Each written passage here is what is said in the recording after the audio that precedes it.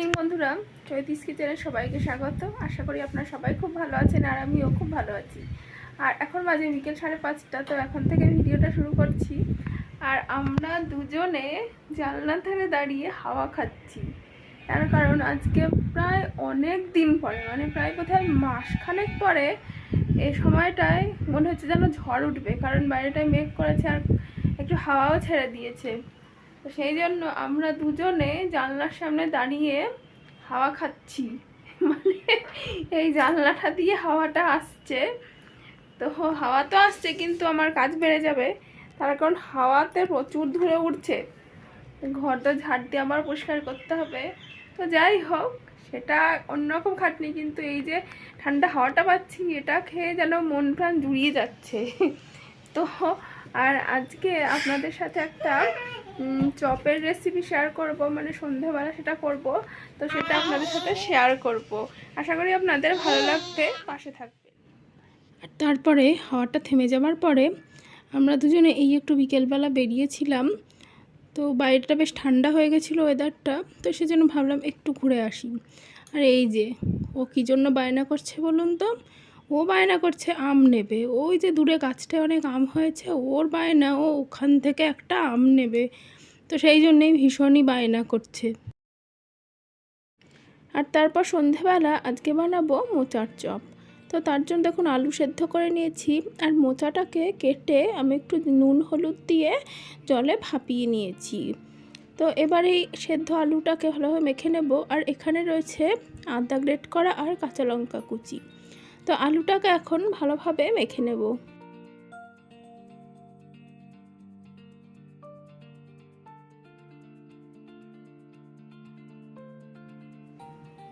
আলুটা তো আমার মাখা হয়ে গেছে ভালোভাবে, একটু একটু শক্ত যে দলাগুলো ছিল সেগুলোকে আমি ফেলে দিয়েছি। আর এবারে গ্যাসে কড়াই বসিয়ে দিয়ে দিচ্ছি পরিমাণ মতন সাদা তেল। তেলটা ভালোভাবে গরম করে নেব। আর তেলটা গরম হয়ে গেলে তেলে ফোড়ন দিয়ে দিচ্ছি 5 ফোড়ন, আর দিয়ে দেব একটু হিং।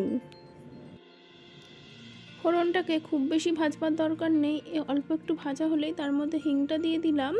আর এবারে একটু নাড়াচাড়া করে নেব।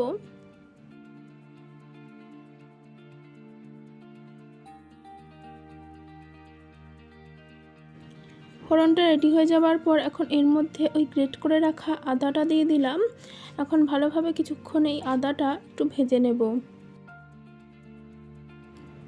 আর এবারে এর মধ্যে কুচিয়ে রাখা লঙ্কাটা দিয়ে দিলাম। এখানে আমি 2টো লঙ্কা নিয়েছিলাম, আপনারা যেরকম ঝাল খাবেন সেই পরিমাণ লঙ্কাটা দেবেন। তো এবার সমস্তটা ভালো করে ভাজা হয়ে যাবার পর ওই নুন হলুদ দিয়ে ভাপিয়ে রাখা মোচাটা দিয়ে দিলাম।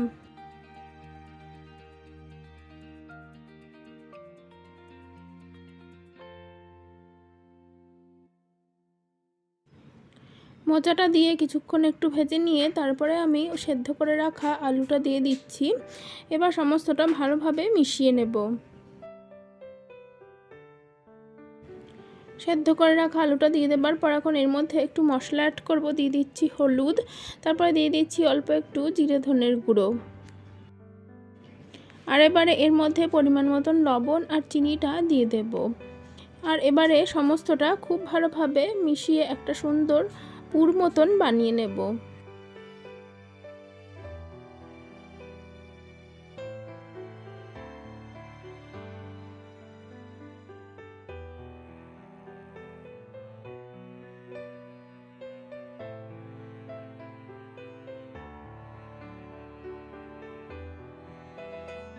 5 মিনিট মতন ভালোভাবে নাড়াচাড়া করে সমস্তটা একটু টাইট হয়ে এলে পরে এখন নামিয়ে চপের আকারে গড়ে নেব। আর আমি এরকম একটু লম্বা টাইপের শেপ দিয়েছি, আপনারা আপনাদের পছন্দ মতন শেপ দিয়ে নেবেন। আর এবারে ব্যাটার বানানোর জন্য বাটির মধ্যে দিয়ে দিচ্ছি পরিমাণ মতন বেসন।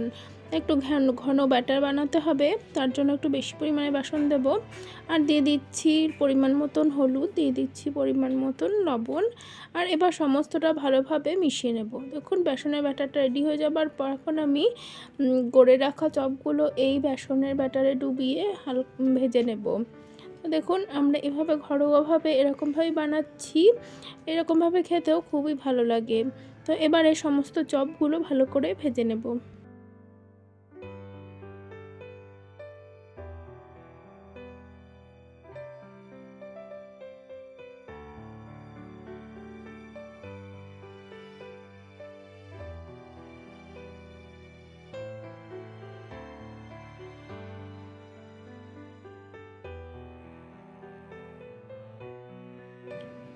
বেশ ভালোভাবে লাল করে ভেজে নেবার পর এখন এগুলো তুলে নিচ্ছি। আমরা একটু অল্প তেলেই ভাজলাম, আর একটু বেশি তেলে ভাজলে পরে আর একটু ভালোভাবে মানে মচমচে হতো। তবুও এটা খেতে কিন্তু দারুণই হয়েছিল। একটু সসের সাথে এটা পরিবেশন করে দেব।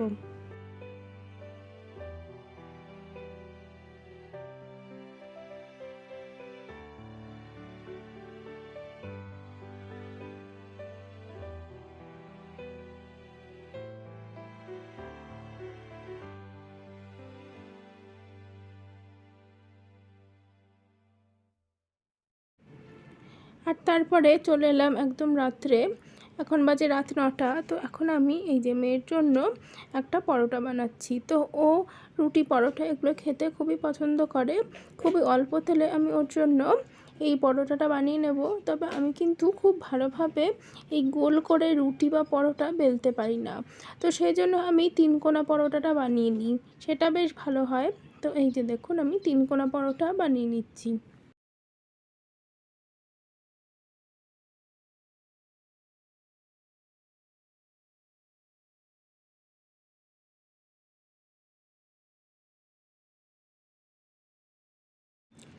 ননস্টিক প্যানে প্রথমে ওই রুটিটাকে ভালোভাবে সেঁকে নিয়ে তারপর এর মধ্যে আমি দিয়ে দিচ্ছি ঘি। আপনারা চাইলে এখানে তেলও দিতে পারেন। তো একবারে ঘি দিচ্ছি, আর ঘি দিলে খেতেও বেশ ভালো হয় আর দারুণ একটা গন্ধও বেরোয়। আমার তো বেশ ভালোই লাগে।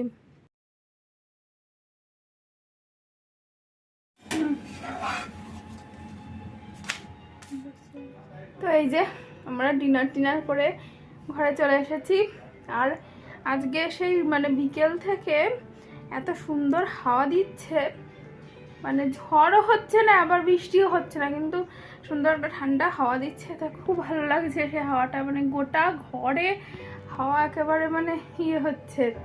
তো খুবই ভালো লাগছে। আর আবহাওয়াটাই বেশ ঠান্ডা হয়ে গেছে।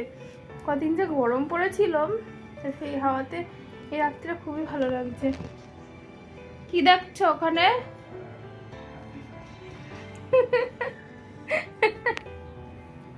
তো বন্ধুরা, আজকের ভিডিওটা এখানেই শেষ করব। ভিডিওটা যদি ভালো লেগে থাকে তাহলে অবশ্যই ভিডিওতে লাইক, কমেন্ট আর চ্যানেলটাকে সাবস্ক্রাইব করে পাশে থাকবেন। অনেক অনেক ধন্যবাদ বন্ধুরা।